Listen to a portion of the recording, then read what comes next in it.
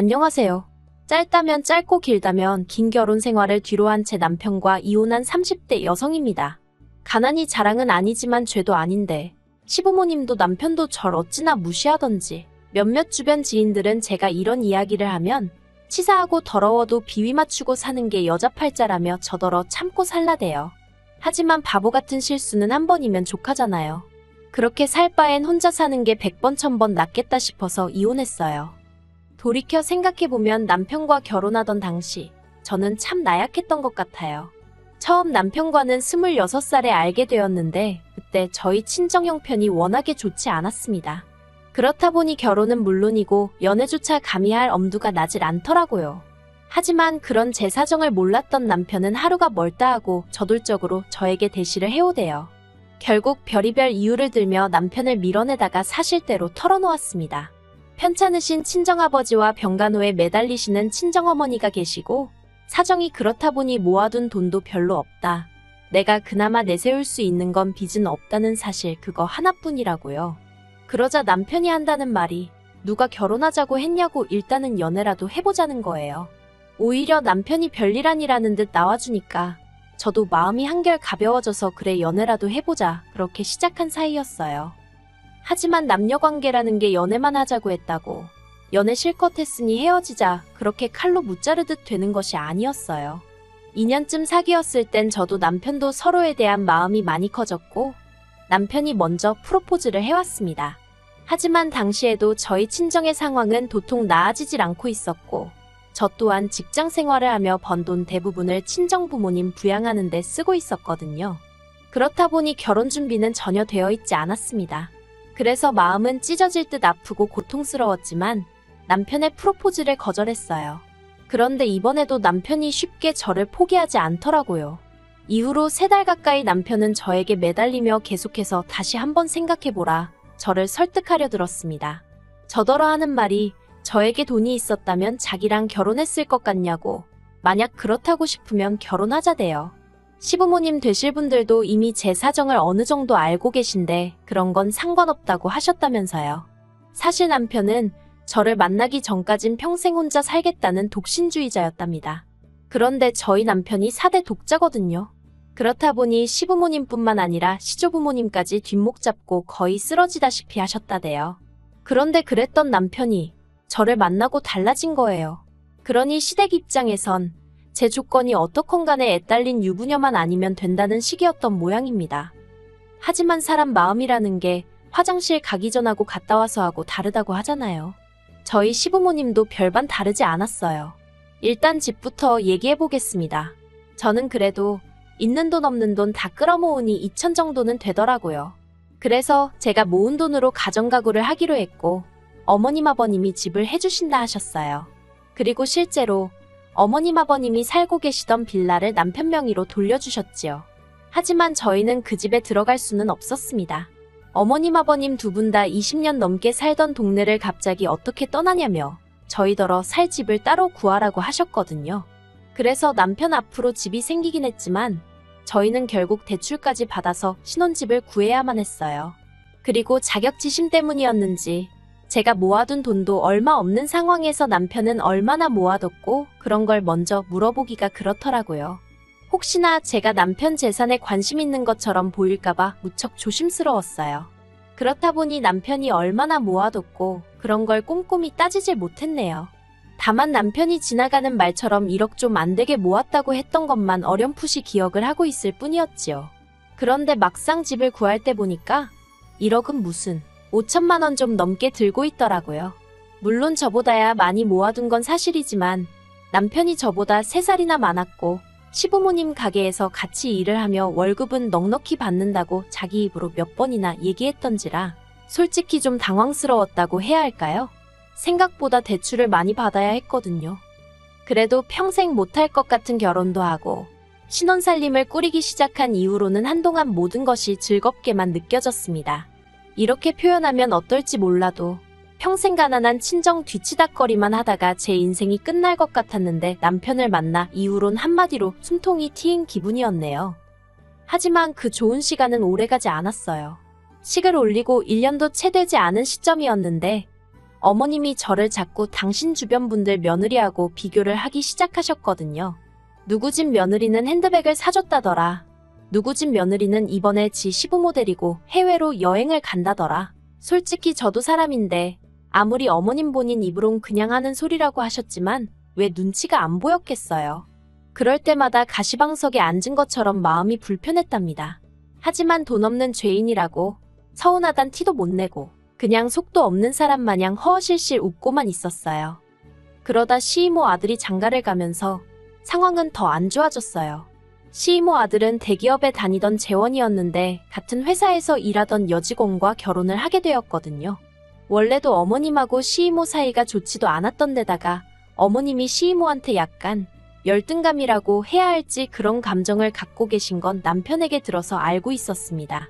아무튼 그런 상황에서 시이모 아들이 저보다 훨씬 조건 좋은 여자를 만나서 결혼한단 소리에 어머님이 무척 배 아파하시대요. 염치 없게 들릴 수 있지만 저도 저대로 억울한 면이 없잖아 있었어요. 제 입장에선 까놓고 말해서 공동명의로 해주신 것도 아니고 하다못해 제가 그 집에서 살아본 것도 아니고 결국은 대출은 대출대로 받아서 매달 이자 내고 살기도 바빴으니 집을 받았다는 건 전혀 실감도 나지 않았습니다. 그리고 어찌나 어머님이 본인 입으로 생색을 내시던지 처음엔 죄송한 마음에 제가 거의 한 달치 월급을 털어 금팔찌도 해드렸어요. 그런데 금팔찌 받고 좋아하신 건 정말 이틀이나 갔나? 이후로 또다시 집 해준 걸로 하도 유세를 하셔서 나중엔 오히려 감사한 마음은 고사하고 또 그 소리 하시네. 정말 듣기 싫다 생각밖에 안 들더라고요. 하지만 시이모는 당신 자식 부부한테 서울 외곽이긴 해도 번듯한 아파트 한 채 떡하니 해주셨고 아들 내외도 거기서 바로 살림 시작했어요. 대출은커녕 차도 한 대 해주셨답니다. 그러니 여자 쪽에서도 예단이며 꼼꼼하게 잘해갔겠지요. 그런데 어머님은 그런 전후사정은 다 빼놓고 당신 아들이 뭐가 못나서 그런 여자를 못 만나고 저를 만난 건지 모르겠다며 속상하다 소리를 당신 주변 분들한테 어지간히 하고 다니셨더라고요. 하다못해 동네 미용실 주인도 이런 전후사정을 다 알고 있었으니까요. 그래서 남편을 붙잡고 하소연을 했어요. 없는 집 딸인 거 알면서도 괜찮다고 하셔놓고 이제 와서 왜 이렇게 사람을 힘들게 하시는지 모르겠다. 그런데 남편이 보인 반응은 더 충격적이었습니다. 자기도 주변에 장가 잘 간 남자들 보면 부럽대요. 누군 처가에서 가게도 차려주고 골프장 회원권도 끊어주더라면서. 그런 말까지 들으니 정말 남편 하나 믿고 시집온 제 자신이 바보멍청이 같고 이제 이 집에서 믿을 사람 하나 없다는 생각에 그러면 내가 뭐하러 버티고 있나 싶대요. 어머님이고 남편이고 다 똑같은 사람들이란 생각에 한마디 말도 더 섞고 싶지 않았고요. 그리고 솔직히 당장이라도 이혼하자 소리를 하고 싶은 심정이 굴뚝 같았습니다만 그러면 제 꼴만 우스워질 것 같은 거예요. 그래서 유치하지만 어떻게든 보란듯이 성공해서 후회하게 만들어주고 그 다음에 남편이고 시부모님이고 보기 좋게 차버려야겠다는 생각을 했어요. 저는 고민 끝에 친정어머니께 손을 벌렸습니다. 참고로 친정부모님께 재산이라곤 두 분이 살고 계신 집 한 채가 전부였고 어느 누구보다 그 사실을 잘 알고 있었기 때문에 정말 죄송한 마음이었어요. 그래도 친정어머닌 줄곧 제가 시어머니한테 인정받지 못하는 이유가 다 당신 때문이라 생각하셨기에 제 부탁을 두말 않고 들어주시대요. 집을 담보로 대출 5천만 원을 받아주셨거든요. 그리고 저는 그 돈으로 작은 사업을 시작했습니다. 원래 다니던 직장은 출판사였고 거기서 편집일을 담당했었는데 일을 하면서 언젠가 기회가 되면 도전해볼 요량으로 제 나름대로 사업 아이템을 구상해 놓은 게 있었거든요. 그리고 그때부터 하루에 4시간도 못 자가면서 일을 해나갔어요. 남편은 제가 사업을 한다는 걸 우습게 생각했기에 직장을 관두는 걸 반대하더라고요. 아예 자기 등골에 빨대를 꼽기로 작정을 한 거냐는 막말도 서슴지 않으면서 말이에요. 그래서 결국 직장은 직장대로 계속 다니고 대신 출근 전 출근 후에 사업에 시간을 써야만 했습니다. 뿐만 아니라 집안일도 조금이라도 밀렸다 싶으면 허파에 바람 들었다며 어머님까지 단박에 쫓아오셨기에 정말이지 어느 것 하나 배려받지 못했고 도움도 받지 못하며 그저 악으로 깡으로 버텨야 했어요. 그리고 그렇게 해가 바뀌고 1년 넘는 시간이 흘렀을 무렵이었습니다. 옛말에 하늘은 스스로 돕는 자를 돕는다더니 그 말이 맞더라고요. 이제 더는 못 버티겠다고 생각하던 시기에 생각지도 못한 기회가 찾아왔어요. 당시 저는 앞으로 딱 20곳의 회사만 더 만나보겠다. 그리고 그 중에 아무도 내 회사에 투자해주지 않겠다고 하면 더는 미련 갖지 않고 사업을 접겠다고 작정을 한 상황이었습니다. 그런데 7번째로 만난 회사에서 투자를 하겠다고 연락을 해왔대요. 당시 20곳의 회사들 중 절반하고만 미팅을 가진 상황이었는데 말이지요. 이후로 제 회사는 무려 3곳의 대기업으로부터 투자를 받게 되었습니다. 꿈인지 현실인지 얼떨떨한 상황에서 하루가 다르게 회사가 성장해 나가기 시작했어요. 그리고는 심지어 언론의 주목을 받고 대한민국을 대표하는 상도 받게 되었네요. 제가 무슨 사업을 하는지 정확히 말씀드리긴 어려워요. 워낙 국내에서 드문 사업 모델이다 보니 아직 여러 가지로 조심스러워서요. 그리고 마침내 남편과 이혼을 결심했던 날이었습니다. 어머님, 아버님 그리고 남편까지 집으로 모이라 했어요. 할 이야기가 있다고요. 그때도 저희 시부모님이나 남편 다들 제가 무슨 사업을 하는지 관심도 없었고 제대로 알지도 못하는 상황이었지요. 그런 사람들을 모아놓고는 제 회사가 나온 잡지와 신문들을 들이밀었습니다. 처음엔 황당해하던 시부모님도 남편도 이내 꼼꼼히 내용을 읽어보기 시작하더니 금세 태도를 달리하더라고요. 특히 어머님이 보이신 반응은 가관이었습니다. 당장 좀 전까지도 차려놓은 것도 없으면서 시부모를 오라가라 하느냐고 있는 대로 짜증을 내셔놓고는 대뜸 저더러 그동안 고생 많이 했겠다며 수고했다 하시는 게 아니겠어요? 아버님도 언젠가 제가 사고 한번 제대로 칠 줄 알았다면서 잡지며 신문기사를 당신 핸드폰으로 찍으시고 지인한테 전화하시고 그리고 무엇보다 남편이 보인 반응은 어이가 없었어요. 그러면 이제 자기는 뭘 하면 되냐는 거예요. 자기가 대표를 하고 저더러 경영을 하면 되겠다면서 제가 황당해서 당신이 왜 대표를 하냐고 물었더니 원래 사업 같은 건 대표가 남자라고 해야 사람들이 신뢰를 갖는다나요. 어이가 없어서 그럴 일은 없을 거라고 딱 잘라 말했습니다. 제가 이렇게 다들 모이라고 한 건 오늘 남편과 이혼한다는 말을 하려고 그런 거란 말을 덧붙이면서 말이에요. 그러자 어머님이 그게 무슨 소리냐면서 뜬금없이 무슨 이혼이냐고. 이제 사업도 잘 풀렸는데 그러면 잘 살 생각을 해야지 이혼이 말이나 되냐면서 목소리를 높이셨습니다. 아버님도 저더러 여자가 이혼 소리 하는 거 아니라고 어른들 모셔놓고서는 별말 같지도 않은 소리를 한다면서 화를 내셨지요. 그리고 이내 남편이 제 손목을 잡아 끌고 안방으로 가자대요.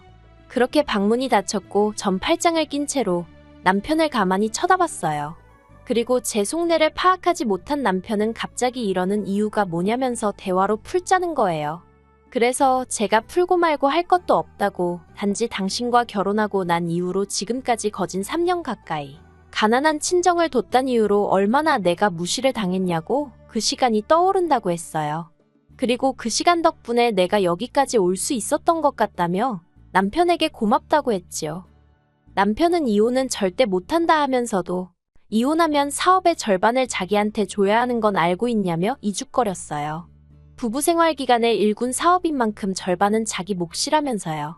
하지만 남편이 보탬이 된 것도 전혀 없었고 하다못해 사업을 시작하게 된 자금마저 친정어머니에게 빌려서 상환하였으니 그리고 무엇보다도 남편에게 이혼 이야기를 꺼냈을 땐 이미 법적으로 반년 이상 알아보고 만일의 경우를 대비해 조치도 다 해놓은 상황이었거든요.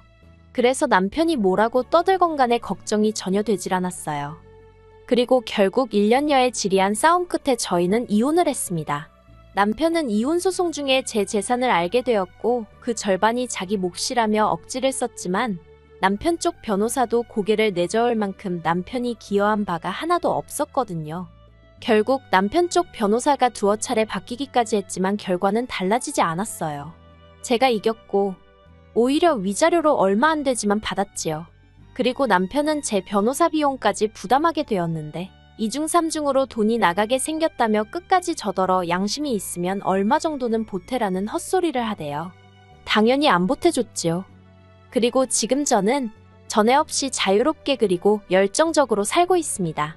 물론 어머님처럼 전후 사정은 생각지도 않고 이혼녀라고 손가락질하는 사람들도 있지만 한편으론 많은 사람들로부터 새로운 출발을 응원받고 있기도 해요.